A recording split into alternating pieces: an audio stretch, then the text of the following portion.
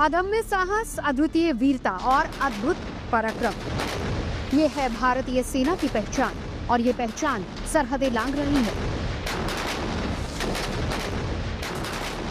आज दुनिया के कोने कोने तक भारतीय सेना और इंडियन डिफेंस इंडस्ट्री की धमक सुनाई दे रही है।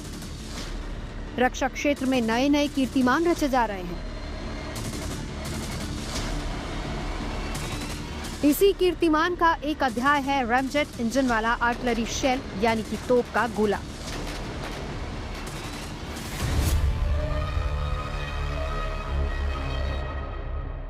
भारतीय सेना के आर्टिलरी इतिहास में एक नया अध्याय जुड़ने वाला है। दरअसल भारतीय सेना दुनिया की पहली ऐसी सेना बन जाएगी जिसके पास रैमजेट इंजन से लैस 155 mm के तोप के गोले शामिल होंगे। आपको ये भी बता दें कि ये आईआईटी मद्रास और भारतीय सेना ने मिलकर बनाया है, जो आने वाले समय में भारतीय सेना को और ज्यादा ताकत देने वाला है। अब तक रैमजेट तकनीक मिसाइलों तक ही सीमित थी, लेकिन अब इसे आर्टिलरी शेल में फिट करना एक बहुत बड़ा कदम माना जा रहा है। भारतीय सेना की तोपें करीब 40 से 50 किलोमीटर दूरी तक हमला करने में सक्षम है। अगर सेना को रैमजेट तकनीक से लैस कर आर्टिलरी शेल मिलती है तो फिर मौजूदा तोप की मारक क्षमता 30 से 50% तक बढ़ जाएगी, यानी करीब 60 से 75 किलोमीटर आसानी से निशाना लगाया जा सकेगा, जिससे चीन और पाकिस्तान के खिलाफ डीप स्ट्राइक क्षमता में बढ़ोतरी होगी।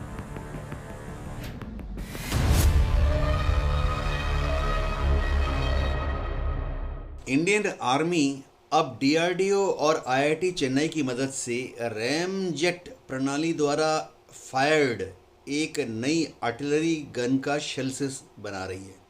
यह जो नए गोले होंगे, इनको इंडियन आर्मी की जो आम दूसरी 155 मिलीमीटर की तोपें हैं, जैसे M777, K9 वज्रा या धनुष से फायर किया जाएगा। फायर करने के बाद इन आर्टिलरी के जो गोले हैं, इसमें एक छोटा रैमजेट इंजन लगा होगा। जाहिर बात है कि इनिशियल धमाके के बाद जब ये शेल दुश्मन की तरफ फायर किया जाएगा तो जैसे ही इसकी स्पीड करीबन मैक 2 हो जाएगी इनिशियल धमाके की वजह से, तो जो रैमजेट का इंजन है वो काम शुरू कर देगा और उसके बाद वह गोला इस द्रुत गति से आगे बढ़ेगा।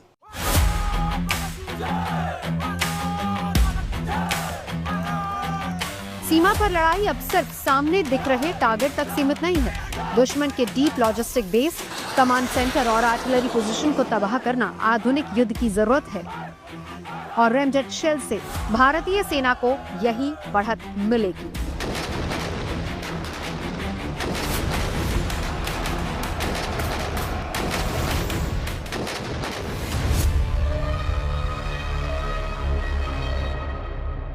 रैमजेट शेल केवल एक हथियार नहीं है, बल्कि ये दुश्मन के लिए एक रणनीतिक संदेश भी है। दरअसल चीन और पाकिस्तान से लगी सरहद पर जब इनकी तैनाती हो जाएगी तो एक तरीके से दूर से ही दुश्मन को निशाना बनाया जा सकेगा, उसकी साजिशों को मिनटों में नेस्तनाबूद किया जा सकेगा। एक बार जब रैमजेट आर्टिलरी शेल टेक्नोलॉजी इस्तेमाल के लिए तैयार हो जाएगी तो इसे आर्मी के किसी भी आर्टिलरी सिस्टम में इस्तेमाल किया जा सकेगा। इसकी सबसे बड़ी वजह यह है कि ना तो गोले का वजन बढ़ाया गया है और ना ही नई गन डिजाइन करने की जरूरत है। नई तकनीक से सेना के पास मौजूद ATAGS, K9 वज्र, धनुष और M777 अल्ट्रा लाइट होवित्जर जैसी 155 mm तोपों से रैमजेट आर्टिलरी शेल को आसानी से फायर किया जा सकता है।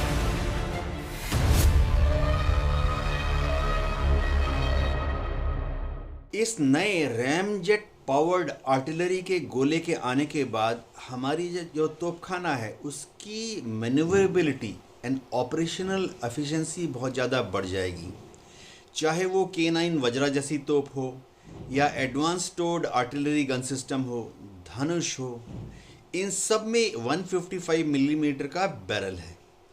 अब इस नए आर्टिलरी शेल को हम किसी भी तोप के बैरल से फायर कर सकते हैं, तो ये हमारे जो ग्राउंड कमांडर हैं उनको फ्लेक्सिबिलिटी देगा। दूसरी चीज़, इस नए शेल सिस्टम को जब फायर किया जाएगा तो पुराने तोप के रेंज जो कि 40 किलोमीटर होती थी वह बढ़कर 80 किलोमीटर हो जाएगी। यानी दुश्मन के ऊपर 80 किलोमीटर की डेप्थ तक हमारे कमांडर फायर कर पाएंगे।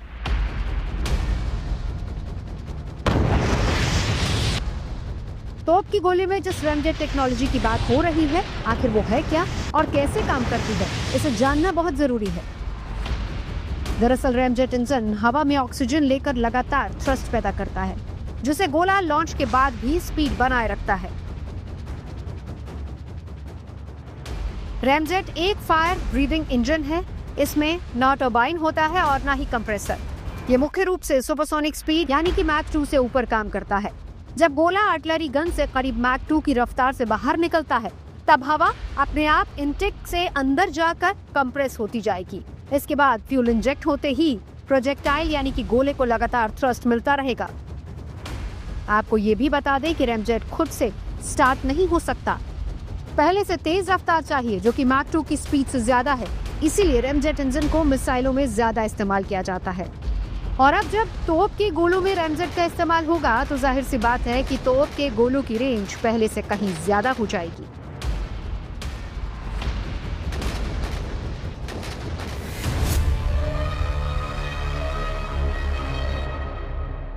आमतौर पे एक जेट इंजन में सामने की तरफ एक कंप्रेसर लगा होता है।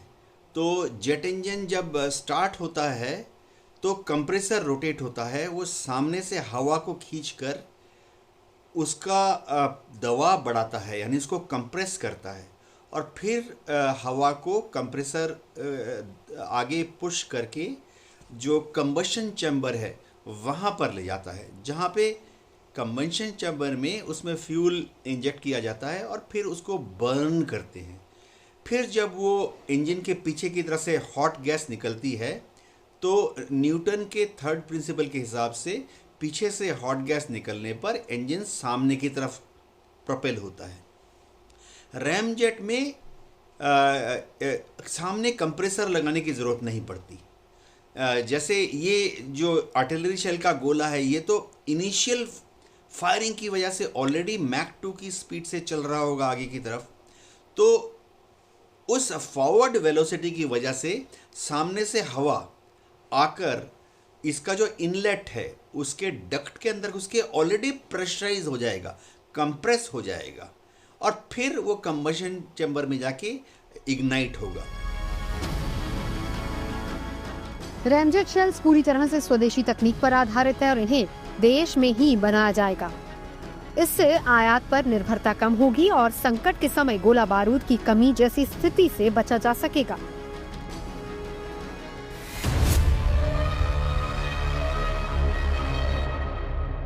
मौजूदा समय में 100 किलोमीटर दूर या फिर उससे भी दूर तक बैठे टारगेट को तबाह करने के लिए मिसाइलों का इस्तेमाल किया जाता है।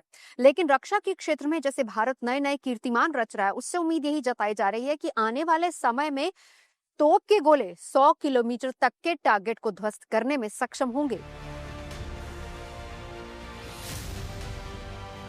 5 जनवरी को जयपुर से आई इन तस्वीरों को ही देख लीजिए कि कैसे भारतीय सेना अपने जांबाजों की हिफाजत के लिए हाईटेक कदम उठा रही है। भारतीय सेना अपने सैनिकों की सुरक्षा बढ़ाने और मुश्किल इलाकों में काम को आसान बनाने के लिए खास रोबोटिक म्यूल्स यानी कि मल्टी यूटिलिटी लेग्ड इक्विपमेंट को चीन बॉर्डर पर तैनात कर चुकी है और ये LAC के पास सैनिकों के साथ ड्यूटी भी कर रहे हैं। सूत्रों के मुताबिक अभी आर्मी के पास 70 रोबोटिक म्यूल है। ये सभी नदन बॉर्डर पर तैनात है जो 15 किलो तक वजन उठा सकते हैं और 10 फीट की ऊंचाई पर आसानी से चढ़ सकते हैं।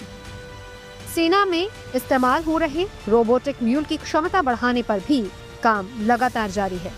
अपग्रेडेड म्यूल ज्यादा वजन भी उठा सकेंगे और ज्यादा टफ टेरेन में भी पहुंच पाएंगे। फिलहाल सेना में रोबोटिक म्यूल का इस्तेमाल लॉजिस्टिक और सर्विलांस के लिए किया जा रहा है।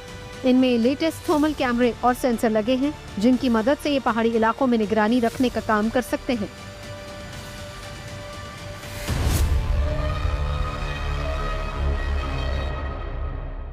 सूत्रों के मुताबिक अभी फिलहाल ये रोबोटिक म्यूल का एक छोटा वर्जन है, लेकिन आगे चलकर इसमें हथियार भी फिट किए जा सकते हैं जो एक चलते फिरते सैनिक की भूमिका भी निभाएंगे।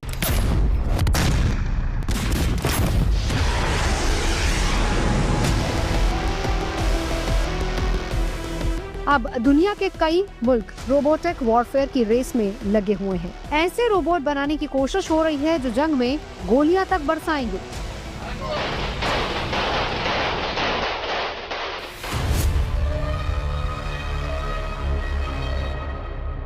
तकनीक का बेहतरीन इस्तेमाल करके न सिर्फ हमारी सेना सशक्त हो रही है, बल्कि जंग के मैदान में दुश्मन से कैसे लोहा लेना है, कैसे उससे 2 कदम आगे रहना है, इसको लेकर भी विचार हो रहा है। और इसका सबसे बड़ा फायदा होगा युद्ध क्षेत्र में, जहां दुश्मन से निपटना कैसे है उसकी रणनीति पहले से हमारी फौज के पास होगी।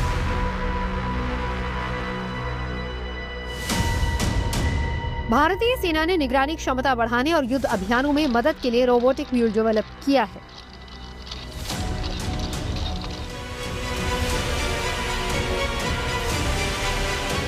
रोबोटिक म्यूल को 10 किलोमीटर दूर बैठकर भी ऑपरेट किया जा सकता है। 1 घंटे चार्ज करने के बाद ये लगातार 10 घंटे तक काम कर सकते हैं। इनमें एक रिमोट कंट्रोल यूनिट होती है जिससे इनको मॉनिटर किया जाता है। रोबोटिक म्यूल की सबसे बड़ी खासियत ये है कि इनका यूनिक डिजाइन बहुत खास है, जिसकी मदद से ये हर बाधा को आसानी से पार कर सकते हैं। रेगिस्तान, ऊबड़ खाबड़ जमीन, ऊंचाई और बर्फीले इलाकों में पूरी तरह से काम करने में सक्षम है ये रोबोटिक म्यूल। तापमान अगर -40 से 55 डिग्री सेल्सियस भी हो तो भी इनकी क्षमता पर कोई असर नहीं पड़ता।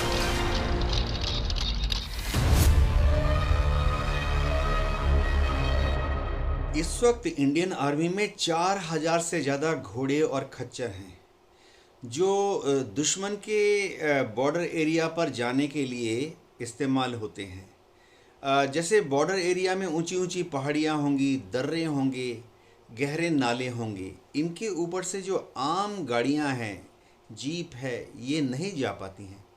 ऐसी हालत में इंडियन आर्मी इन 4000 खच्चरों का और घोड़ों का इस्तेमाल करके फॉरवर्ड पोस्ट तक अपने हथियार, रसद, राशन, दवाइयाँ इत्यादि को ले जाती हैं।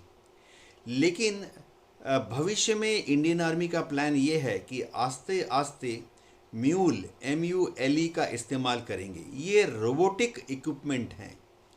यह रोबोटिक इक्विपमेंट जो हैं ये एक रिमोट साइट से 10 किलोमीटर की दूरी से 2 लोगों का टीम ऑपरेट कर सकती है।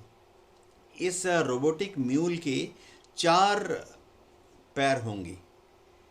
तो होगा क्या कि इनके ऊपर रसद रख सकते हैं, 15 किलो हथियार रख सकते हैं, कोई रिकग्निशंस के लिए यानी दुश्मन की टो लेने के लिए कैमरा या नाइट विजन डिवाइस फिट कर सकते हैं।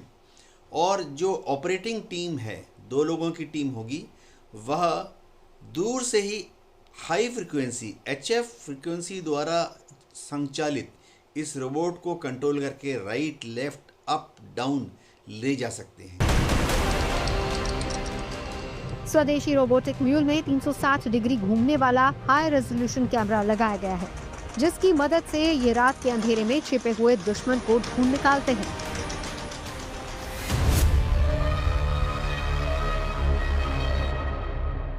अब अक्सर ट्रुप्स को हमले के पहले 5 किलोमीटर 10 किलोमीटर आगे जाके टोह लेनी पड़ती है कि दुश्मन ने अपनी डिफेंस को कहाँ कहाँ तैनात किया हुआ है, दुश्मन की मशीन गन कहाँ है, दुश्मन की RCL गन कहाँ है, दुश्मन का जो कमांडर है उसका कमांड पोस्ट कहाँ है। अगर हम ऐसे रिकग्निशंस के लिए अपने जवानों को भेजते हैं जैसे कि अभी किया जाता है, तो यह टोही दल कभी भी दुश्मन के फायर में आ सकता है और कैजुअल्टी हो सकती है। लेकिन भविष्य में हम रोबोटिक म्यूल का इस्तेमाल करके, क्योंकि रोबोटिक म्यूल के ऊपर CCTV कैमरे जैसा एक यंत्र लगा होगा, लीडार लगा होगा जो कि लेज़र किरणों के द्वारा एक्टिवेट होगा, और नाइट विजन डिवाइस भी लगे होंगे जो कि दुश्मन के जो लोकेशंस हैं, ठिकाने, उनके रात को भी स्टिल फ़ोटो या मूविंग फ़ोटो ले सकेगा। तो फिर उनको वो रिले कर पाएगा अपने कंट्रोल सेंटर तक। आने वाले वक्त में रोबोटिक म्यूल को हथियार से लैस किया जाएगा ताकि सरहद की सुरक्षा करने में जुटे जवानों को किसी तरह का नुकसान न हो। सेना की योजना इन रोबोट्स को ऐसी मुश्किल जगहों पर तैनात करने की है जहां सेना के जवानों को पहुंचने में काफी मुश्किलों का सामना करना पड़ता है। इन रोबोट्स की मॉनिटरिंग सेना के जवान करेंगे। इन रोबोडॉग्स के इस्तेमाल से संवेदनशील सीमाओं की सुरक्षा में लगे सशस्त्र बलों पर दबाव महत्वपूर्ण रूप से कम हो सकता है।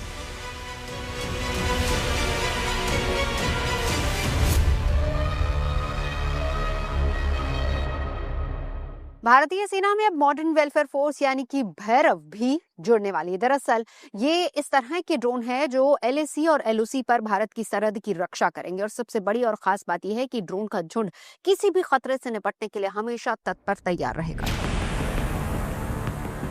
भारतीय सेना आधुनिक और हाइब्रिड युद्ध की चुनौतियों से निपटने के लिए खुद को लगातार बदल रही है और इसी कड़ी में सेना ने एक बड़ा कदम उठाते हुए 1 लाख से ज्यादा सैनिकों को ड्रोन चलाने की ट्रेनिंग दी है।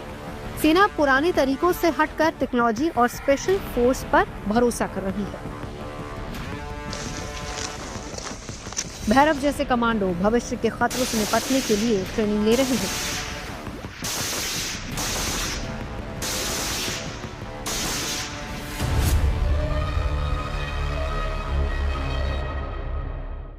मॉडर्न युद्ध जो है वो बहुत ही तेजी से बदल रहा है। आज के दौर का कॉन्फ्लिक्ट पहले की तरह नहीं है, हाइब्रिड है, जिसमें कि मॉडर्न टेक्नोलॉजी से लैस दस्तों की सख्त जरूरत है। और इसी के चलते जो हमारे चीफ ऑफ आर्मी स्टाफ का भी विजन था, तो इंडियन आर्मी ने ये डिकेड ऑफ ट्रांसफॉर्मेशन का संकल्प लिया है। भैरव बटालियन भी इसी फोर्स रिस्ट्रक्चरिंग का एक पार्ट है, जिसके अंदर की एक नई सोच, नई तकनीक और नए ऑपरेशनल जरूरतों के हिसाब से इसको रेस किया जा रहा है। Bhairav battalion para special forces और आर्म इन्फेंट्री बटालियन के बीच की दूरी को भी कम करेगी। इन्हें सामरिक से लेकर स्पेशल ऑपरेशन करने की जिम्मेदारी सौंपी जाएगी। भैरव बटालियन में स्नाइपर्स को भी शामिल किया गया है ताकि सैकड़ों मीटर दूर छिपे दुश्मन को पलक झपकते ही मौत की नींद सुलाया जा सके।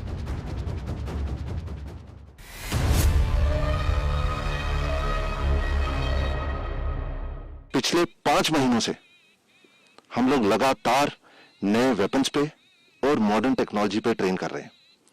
In fact I feel very proud, अगर आप मेरे से पूछेंगे तो मेरे को गर्व है इस बटालियन पे कि जिस तरीके से इन ट्रुप्स ने ट्रेनिंग के दौरान ये क्षमता हासिल की है और नए टेक्नोलॉजी को अपनाया है, वो सराहनीय है। इनफैक्ट सदर्न कमांड के एक्सरसाइज अखंड प्रहार के दौरान इस बटालियन का सक्सेसफुल ऑपरेशनल वैलिडेशन भी किया गया। एंड हम समझते हैं कि ट्रेनिंग जो है वो एक कंटिन्यूस प्रोसेस है, बट आज भी ये बटालियन किसी भी दिए गए टास्क के लिए पूरी तरह तैयार है और पूरी तरह टेक्नोलॉजी से सशक्त है। दक्षिणी कमान के तहत काम कर रही डेजर्ट भैरव बटालियन रेगिस्तानी इलाकों की चुनौतियों को ध्यान में रखकर बनाई गई है। यहाँ सहन शक्ति, खास स्किल्स और तकनीक का सटीक इस्तेमाल बहुत जरूरी होता है। ये यूनिट स्वतंत्र रूप से काम करने और भविष्य की मल्टी डोमेन लड़ाइयों के लिए तैयार की गई है। भैरव बटालियन के जवानों को कठिन हालातों में लड़ने, तेजी से मूवमेंट और सीमित संसाधनों में मिशन को अंजाम देने की स्पेशल ट्रेनिंग दी गई है।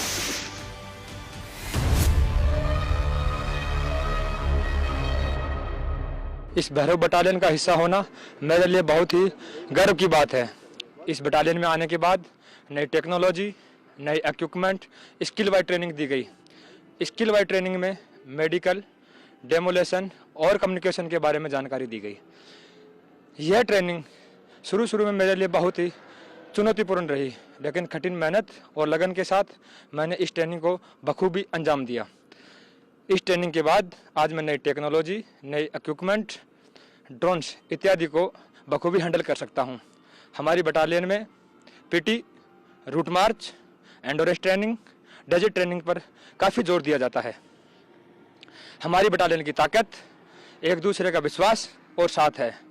आज इस भैरव बटालियन ने मुझे इतना सुदृढ़ बना दिया है कि भविष्य में आने वाली बड़ी से बड़ी और महत्वपूर्ण चुनौती को मैं बखूबी अंजाम दे सकता हूं। डेजर्ट भैरव बटालियन की एक और खास बात है सन्स ऑफ द सॉइल का सिद्धांत।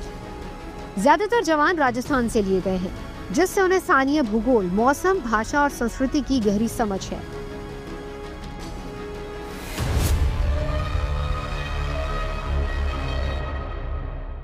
हमारे जवान पिछले कई महीनों से डेजर्ट सेक्टर में काफी मेहनत कर रहे हैं और दिन रात ट्रेनिंग कर रहे हैं।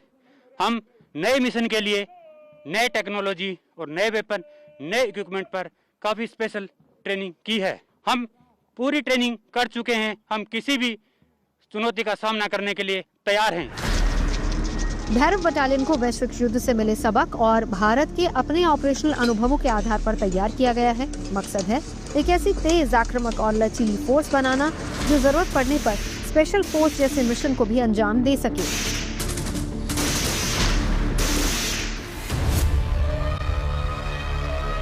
सेना का मकसद एक ऐसी फोर्स तैयार करना है जो आपात स्थिति में निर्णय लेने में तेजी दिखाए और फुर्ती के साथ अपना काम भी करे। और इसी कड़ी में भैरव सबसे ज्यादा काम आएगी, क्योंकि सरहदों पर इसकी तैनाती होगी। फिलहाल 15 भैरव बटालियन है और लक्ष्य रखा गया है 25 का।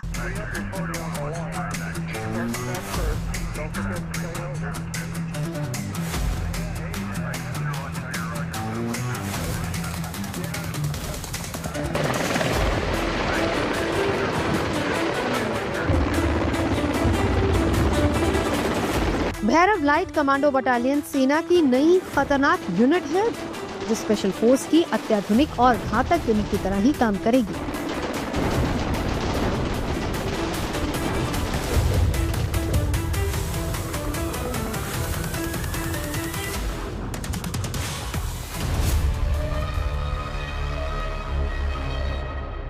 भैरव लाइट कमांडो बटालियन के रूप में एजाइल और घातक स्पेशल फोर्सेस का गठन किया गया है, जो सीमाओं पर शत्रु को चौंकाने के लिए हमेशा तैयार है।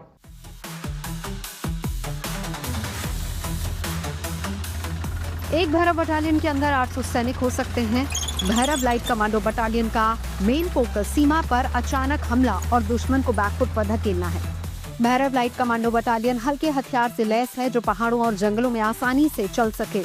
इन्हें MP5 सब मशीन गन और स्वदेशी ड्रोन बम से लैस किया गया है। सीक्रेट ऑपरेशंस के लिए ये हर वक्त तैयार रहते हैं। इन्हें रात में या फिर कोहरे में दुश्मन पर अचानक हमला करने की ट्रेनिंग दी गई है। ये बटालियन दुश्मन की सप्लाई लाइन तोड़ सकती है, उनके ठिकानों को तबाह कर सकती है। ये यूनिट्स LAC और LOC पर भारत को बढ़त दिलाएंगी।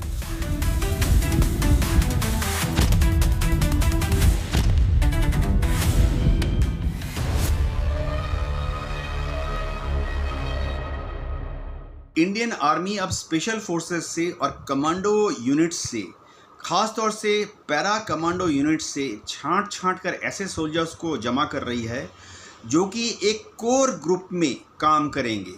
इनका नाम दिया गया है भैरव कमांडो फोर्स। ये एक छोटी सी लेकिन हाईली मोबाइल और बहुत ही इफेक्टिव कमांडो यूनिट होगी। इसके जो कमांडो होंगे वो पहाड़ में, रेगिस्तान में, हवा से, पानी से, जंगल से, कहीं से भी ऑपरेट कर पाएंगे। इनके पास अपनी इंटीग्रेटेड फायर होगी, यानी इनके पास अपनी मोटर होंगी, हैवी मशीन गन होंगी, स्पेशल स्टन ग्रेनेड्स होंगे, ताकि युद्ध भूमि में इन्हें फायर सपोर्ट के लिए और किसी के ऊपर निर्भर ना होना पड़े।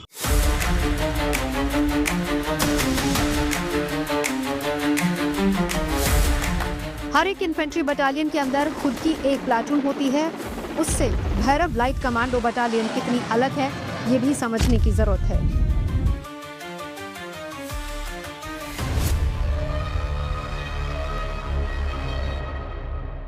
भारतीय थल सेना की इन्फेंट्री की अगर कंपोजिशन की बात की जाए तो इसमें 4 अलग अलग तरह के संगठन होते हैं, जिसमें अल्फा, बीटा, चार्ली और डेल्टा होते हैं। और उसके बाद एक हेडक्वार्टर होता है जहां लॉजिस्टिक्स से लेकर तमाम दूसरी तरह की चीजें मौजूद रहती हैं। इनमें 3 कंपनियां राइफल का इस्तेमाल करती हैं और एक असॉल्ट गन का इस्तेमाल करती है।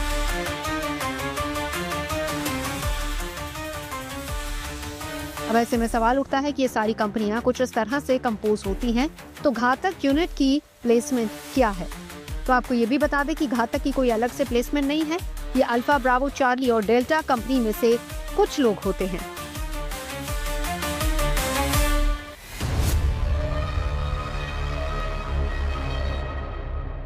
भारतीय सेना की तरफ से अभी तक जितने भी रेड किए जाते थे वो या तो स्पेशल फोर्सेस की तरफ से किए जाते थे या फिर घातक प्लाटून्स की तरफ से किए जाते थे। लेकिन भैरव के बन जाने के बाद अब ये काम और ज्यादा आसान हो जाएगा, क्योंकि स्पेशल फोर्सेस का काम स्ट्रेटेजिक है, वो वहां फोकस कर पाएंगी और घातक को जिसके लिए तैयार किया गया है वो भी अपने काम पर बाखूबी फोकस कर सकेगा।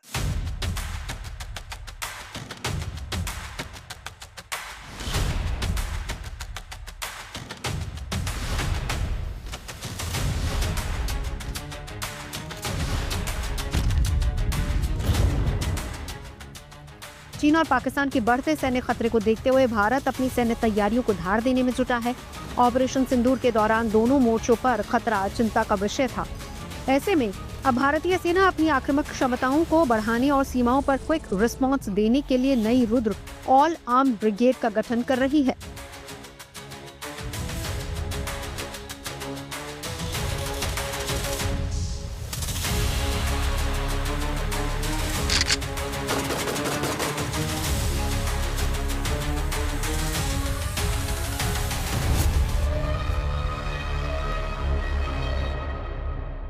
आज की भारतीय सेना न केवल वर्तमान चुनौतियों का सफलतापूर्वक सामना कर रही, बल्कि हम नित्य प्रतिदिन एक परिवर्तनशील, आधुनिक और भविष्य उन्मुख शक्ति के रूप में तेजी से अग्रसर हो रहे हैं। इसके अंतर्गत रुद्र के रूप में नई ऑल आर्म्स ब्रिगेड का गठन किया जा रहा है।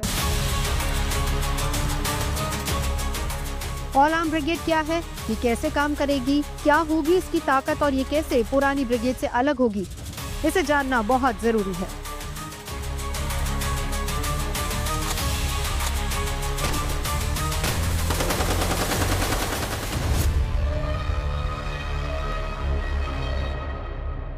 अभी तक सेना की ब्रिगेड सिंगल आर्म होती थी, यानी अगर इन्फेंट्री है तो उसमें केवल पैदल सैनिक होंगे और अगर तोप है तो उसमें केवल टैंक ही होंगे।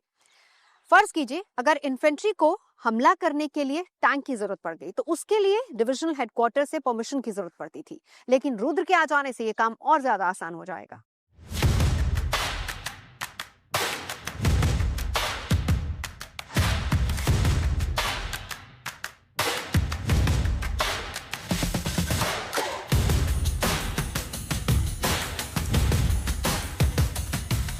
रुद्र ब्रिगेड को पावर देने के लिए ताकत की कई इकाइयों को साथ जोड़ दिया गया है, यानी कि रुद्र ब्रिगेड में एक ही कमांड में इन्फेंट्री होगी, यानी कि पैदल सैनिक जो जमीन पर मोर्चा संभालेंगे।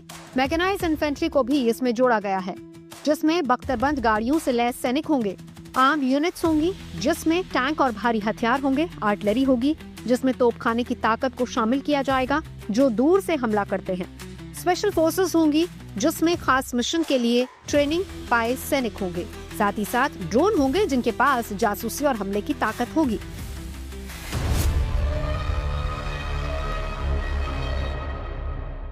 जिसमें infantry, mechanised infantry, armoured units, artillery, special forces, unmanned aerial system जैसे फाइटिंग कंपोनेंट्स को एक साथ रखा जाएगा और विशेष रूप से तैयार किया जाएगा, जिसमें शामिल लॉजिस्टिक सपोर्ट और कॉम्बैट सपोर्ट होगा। माना जाता है कि रुद्र ब्रिगेड में 3000 से ज्यादा लोग होंगे। इसका मतलब ये है कि खतरे से निपटने के लिए लंबा इंतजार नहीं करना होगा, बल्कि दुश्मन पर बिजली की रफ्तार से ही अब एक्शन होगा।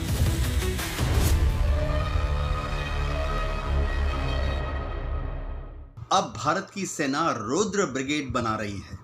यह ब्रिगेड जो होंगी ये इंटीग्रेटेड ब्रिगेड होंगी, यानी इसमें 3 से 4 इन्फेंट्री बटालियन तो होंगी ही होंगी, साथ में इनका अपना इंटीग्रेटेड अपना टैंक फॉर्मेशन, बख्तरबंद गाड़ियाँ और अपना तोपखाना होगा।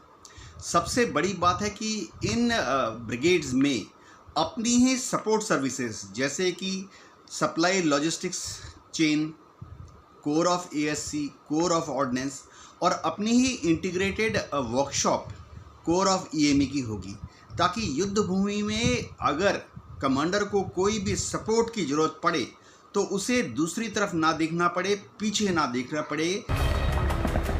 इंडियन आर्मी में इंटीग्रेटेड बैटल ग्रुप बनने का प्रस्ताव काफी वक्त से लंबित था। इसके प्रस्ताव में भी सभी आर्म्स को एक साथ रखकर बैटल ग्रुप तैयार करना था।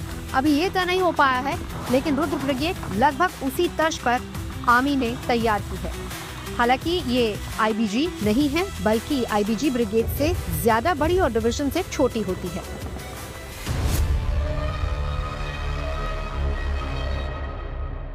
भारतीय सेना को और ज्यादा धारदार बनाने के लिए आईबीजी का प्रस्ताव भी आया है। दरअसल अभी तक भारतीय सेना की एक कोर के अंदर डिवीजन और उसके अंडर एक ब्रिगेड आती थी, लेकिन इस प्रस्ताव के बाद अब डिवीजन और कोर के बीच का फासला खत्म हो जाएगा, यानी फैसला और निर्णय लेने में और ज्यादा आसानी होगी।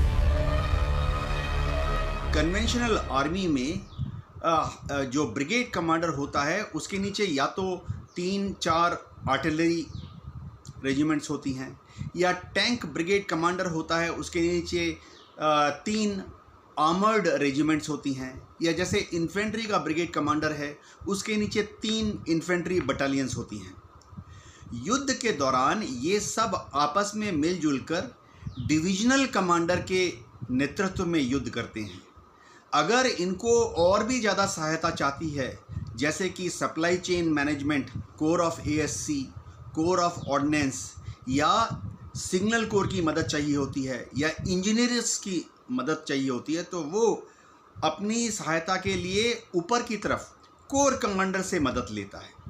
लेकिन इंटीग्रेटेड ब्रिगेड कॉम्बैट यूनिट का कॉन्सेप्ट ये है कि एक ब्रिगेड कमांडर के पास, जो शायद ब्रिगेडियर या मेजर जनरल रैंक का होगा, ये सारी सुविधाएं उसके पास अवेलेबल है।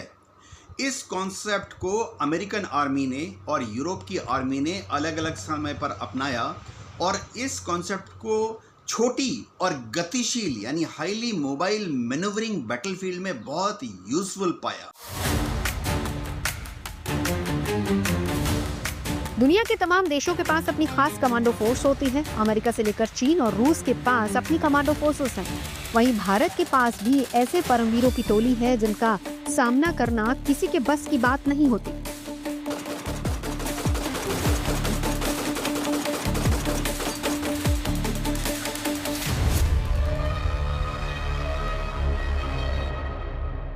इनको हाई वैल्यू टारगेट्स के लिए स्पेशली ट्रेन किया जाता है। गुरीला वारफेयर, जंगल वारफेयर और हाई अल्टीट्यूड, हर तरह की टेरेन के अंदर इनको इस तरह की ट्रेनिंग दी जाती है कि ये मेंटली और फिजिकली बहुत टफ हो जाते हैं। आपको याद होगा कि 2016 को उड़ी अटैक के बाद भारत ने एक सर्जिकल स्ट्राइक की थी। वो सर्जिकल स्ट्राइक 4 घंटे के अंदर भारत के स्पेशल फोर्सेस के कमांडो वो पाकिस्तान के 3 किलोमीटर तक अंदर गए। वहां पर उन्होंने 7 टेररिस्ट कैंप जो है उनको उड़ाया और तकरीबन 38-40 जो टेररिस्ट हैं उनको भी नेस्तनाबूद किया। भारत के पास एक से बढ़कर एक स्पेशल फोर्सेस हैं जो रणभूमि में शौर्य का इतिहास लिखने के लिए तैयार रहती हैं।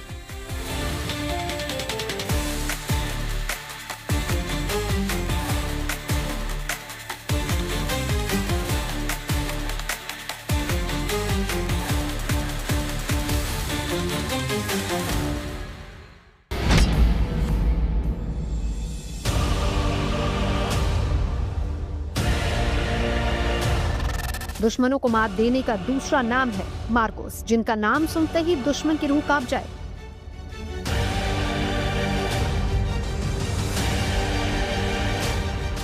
इंडियन नेवी के ये मरीन कमांडोज ऐसे योद्धा हैं जो पाताल में दुश्मन की समाधि तैयार करने की ताकत रखते हैं। लहरों पर राज करने वाले मार्कोस की महाबली चुटकियों में दुश्मन की ताबूत में आखिरी कील ठोक सकते हैं। मार्कोस या मरीन कमांडो फोर्स भारत के सबसे खतरनाक और घातक कमांडोज हैं।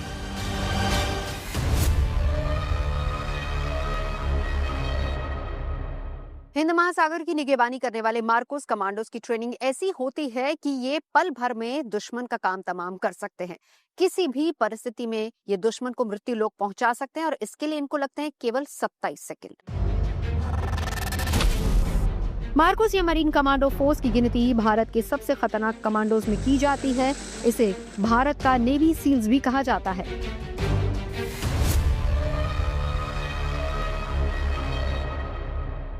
मार्कोस को भले ही भारतीय नौसेना के लिए तैयार किया गया है, लेकिन ये जल थल नभ कभी भी कहीं भी अपने रणकौशल का परिचय देते हैं। और सबसे बड़ी खासियत ये है कि जब तक अपने टारगेट को ध्वस्त न करते तब तक दम नहीं लेते। इंडियन नेवी की स्पेशल ऑपरेशन फोर्स यूनिट की ट्रेनिंग इतनी मुश्किल होती है कि हर किसी के लिए इसे क्वालिफाई करना आसान नहीं होता। पहले मार्को कमांडो के लिए चुने गए लोगों का 4 सप्ताह टेस्ट चलता है। टेस्ट में अगर सफलता मिली तो 1.5 साल की हाड़ तोड़ ट्रेनिंग होती है।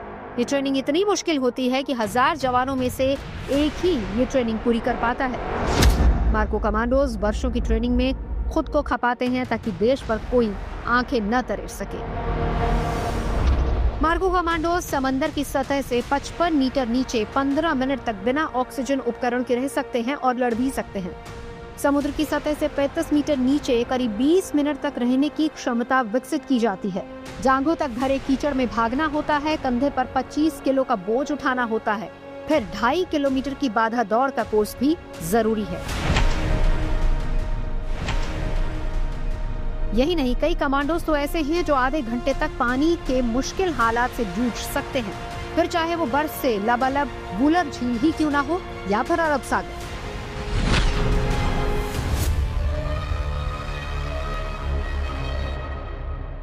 ये भी इंडियन नेवी के कमांडोज हैं। इनको भी स्पेशल ट्रेनिंग दे के उनको तैयार किया जाता है और ये समुंदर के अंदर या कहीं भी ऐसी जगह पर किसी भी ऑपरेशन को अंजाम करने की हालत में होते हैं।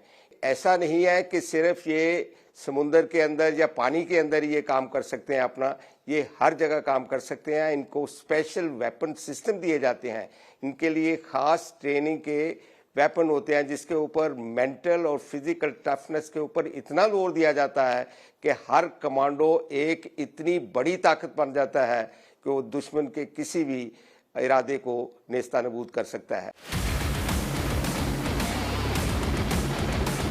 मार्कोस कमांडो को सेना में मौजूद हर तरह के हथियार चलाने की ट्रेनिंग दी जाती है। खुखरी से लेकर सबमशीन गन तक चलाने में इनको महारत होती है।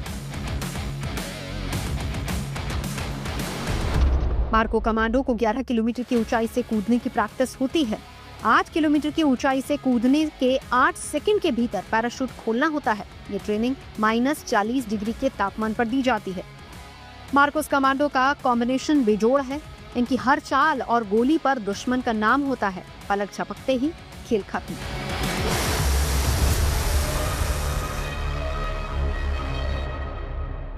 बेलगाम में जूनियर कमांडो ट्रेनिंग स्कूल है, वहाँ पर किया जाता है। इसी तरह से राजस्थान में सोनमर्ग में जहाँ पर हाई आल्टीट्यूड का है वहाँ पर किया जाता है। और जंगल वारफेयर में अंदर हर तरह की ट्रेनिंग जो है इनको दी जाती है।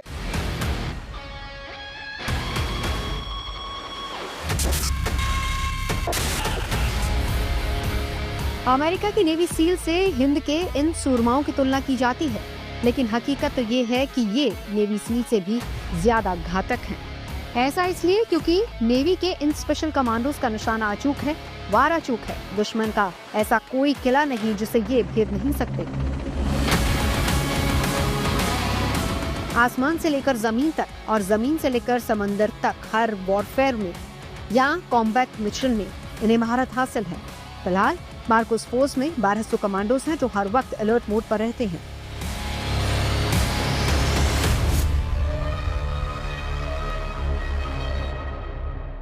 मरीन कमांडोज दरअसल खुले आसमान के सरताज हैं। भारत 3 तरफ से समुद्री सीमाओं से घिरा हुआ है। मरीन कमांडोज की वजह से ही दुश्मन भारत की तरफ आंख उठाने से पहले 10 बार सोचता है, क्योंकि अगर हमारी सरहद की हिफाजत में मरीन कमांडोज तैनात हैं, इसका मतलब दुश्मन हमारी सरहद पर दाखिल नहीं हो सकता। कई बड़े ऑपरेशन में शानदार प्रदर्शन किया। इनके बुलंद हौसले के सामने दुश्मन ने हमेशा घुटने टेके हैं। जिन्होंने घुटने नहीं टेके उनके कदम हमेशा के लिए उखाड़ दिए गए।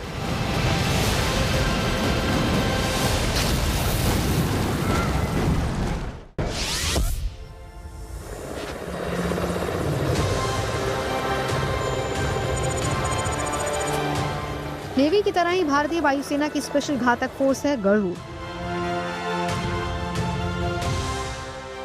जिनके कंधों पर आतंकवाद के खात्मे से लेकर सरहद पर दुश्मन से सीधे मुकाबले का जिम्मा होता है। गरुड़ कमांडोज की ट्रेनिंग नेवी के मार्कोस और आर्मी के पैरा कमांडोज की तर्ज पर ही होती है।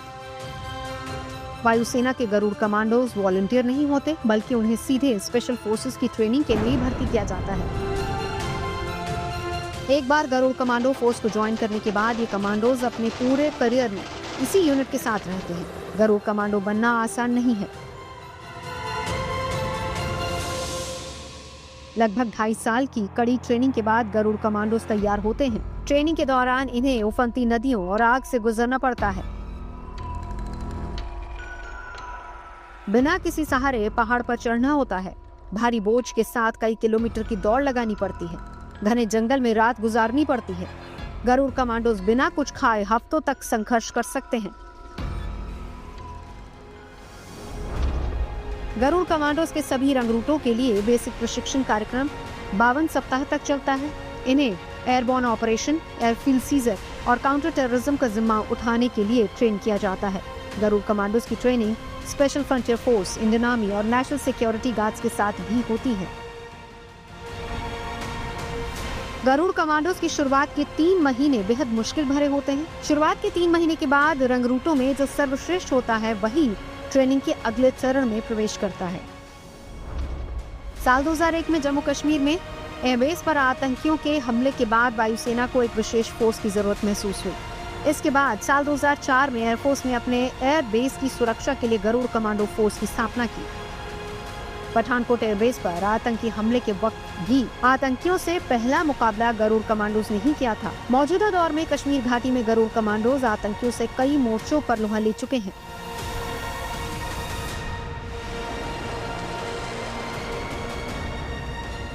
भारतीय वायुसेना ने अपनी स्पेशल फोर्सेस को अमेरिकी 6 और असॉल्ट राइफल जैसे हथियारों से भी लैस किया है।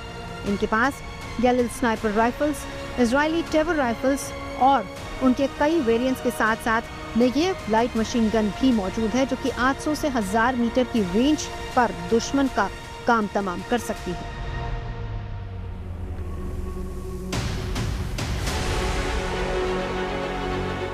भारतीय सेना की पैराशूट रेजिमेंट की एक स्पेशल यूनिट है पैरा कमांडो। इंडियन आर्मी का ये वो खास फौजी दस्ता है जो किसी भी नामुमकिन मिशन को आसानी से कर सकता है। जल, थल और आकाश में अपने मिशन को अंजाम तक पहुंचाने की ताकत है इनमें। 28-29 सितंबर 2016 की रात पाकिस्तान पर सर्जिकल स्ट्राइक हुई और इस सर्जिकल स्ट्राइक में कई आतंकी मारे गए। इसे भी पैरा एसएफ कमांडोज ने डोगरा रेजिमेंट की घातक टुकड़ी के साथ मिलकर अंजाम तक पहुंचाया।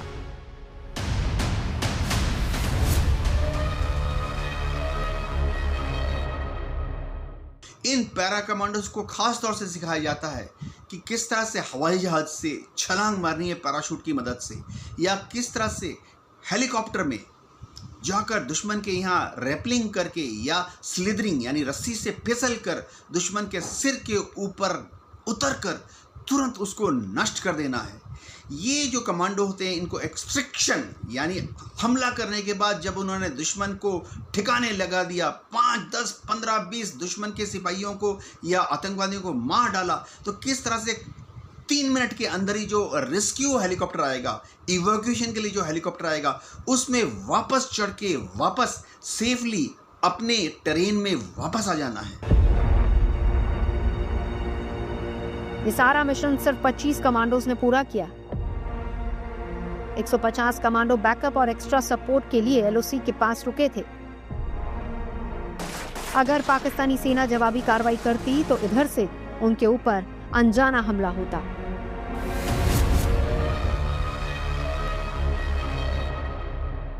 भारत के इतिहास में पहली बार ऐसा साहसिक कदम उठाया गया था।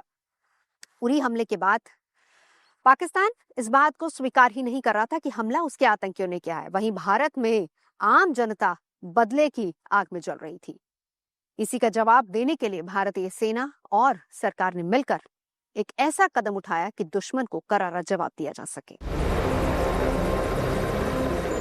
Para commandos hand to hand combat के अलावा कई सारी कॉम्बैट टैक्टिक्स में माहिर होते हैं, जिसके कारण ही पैरा कमांडोज को स्पेशल कमांडो ऑफिसर या फिर सोल्जर कहा जाता है। जब भी भारतीय सेना को कोई बहुत बड़ा अभियान करना होता है तो इन्हें जरूर याद किया जाता है। इनका इस्तेमाल स्पेशल ऑपरेशन, आतंकवाद विरोधी अभियान और परंपरागत हमले, विशेष टोही मुहिम जैसे ऑपरेशंस में होता है।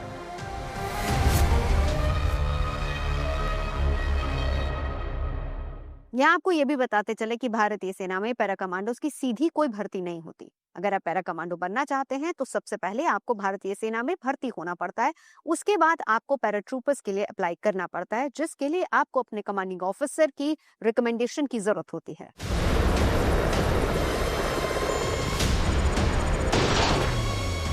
पैरा एसएफ कमांडो बनने के लिए बेहद मुश्किल ट्रेनिंग से गुजरना होता है। हर दिन कमांडो के दिन की शुरुआत शरीर पर 60 से 65 किलो वजन और 20 किलोमीटर की दौड़ के साथ होती है। ट्रेनिंग के दौरान कई बार इन जवानों को 36 घंटे तक कुछ भी खाने के लिए नहीं दिया जाता और वो 36 घंटे में 1 मिनट भी नींद नहीं लेते। सोचिए, क्या एक आम इंसान ऐसा कर पाएगा?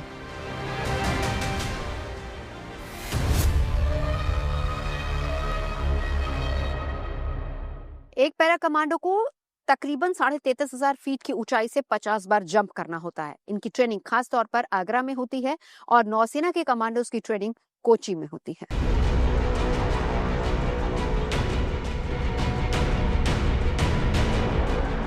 नब्बे दिनों तक चलने वाली इस प्रोबेशन ट्रेनिंग को सब पूरा नहीं कर पाते और आप जानकर हैरान होंगे कि पैरा एसएफ कमांडोज की ट्रेनिंग 80% जवान बीच में ही छोड़कर चले जाते हैं, जबकि आखिर में सिर्फ 2% जवान ही पैरा एसएफ कमांडोज के लिए सिलेक्ट होते हैं।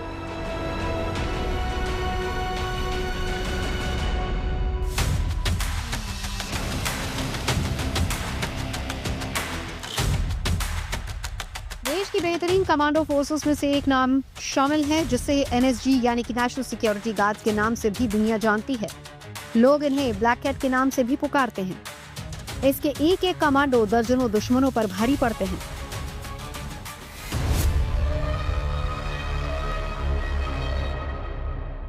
जब इन कमांडोज की बात आती है तो जहन में जो तस्वीर उभरती है वो है सर से पैरों तक काले कपड़ों में पूरी तरह से लैस, हाथ में बंदूक और गोला बारूद से भरा हुआ एक बैग। लेकिन आपको ये बता दें कि यही इनकी ताकत है जिसकी वजह से यहाँ हर कोई महफूज है। एनएसजी का मूल मंत्र है सर्वत्र सर्वोत्तम सुरक्षा। शुरुआत में इसका इस्तेमाल सबसे ज्यादा पंजाब में हुआ।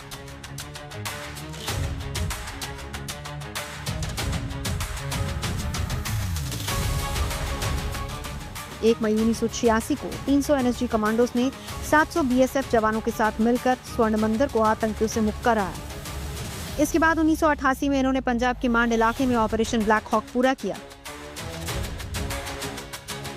साल 1988 में एक बार फिर से आतंकियों ने देश की सुरक्षा में सेंध लगाने की कोशिश की।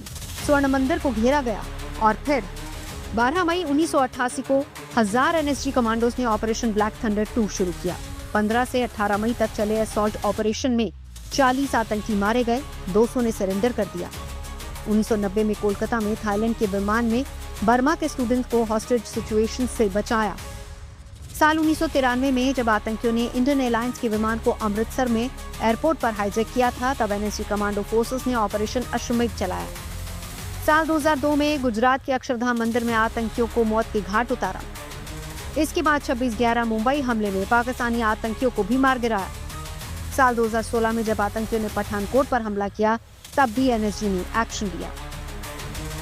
हर ऑपरेशन में एनएसजी ने तिरंगे की आन बान और शान को बनाए रखा। ये सब कुछ कमांडोज की ट्रेनिंग और देश के प्रति मर मिटने के जुनून की बदौलत है।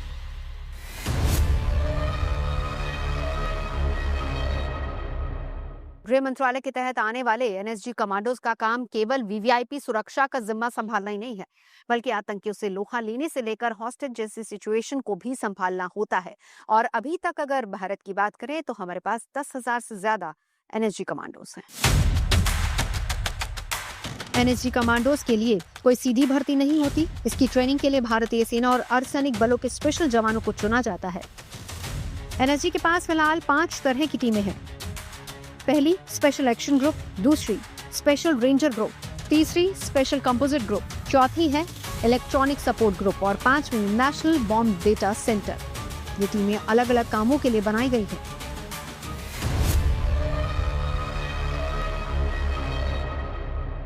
नेशनल सिक्योरिटी गार्ड जो है वो भी एक स्पेशल फोर्स है मिनिस्ट्री ऑफ होम अफेयर्स के अंदर।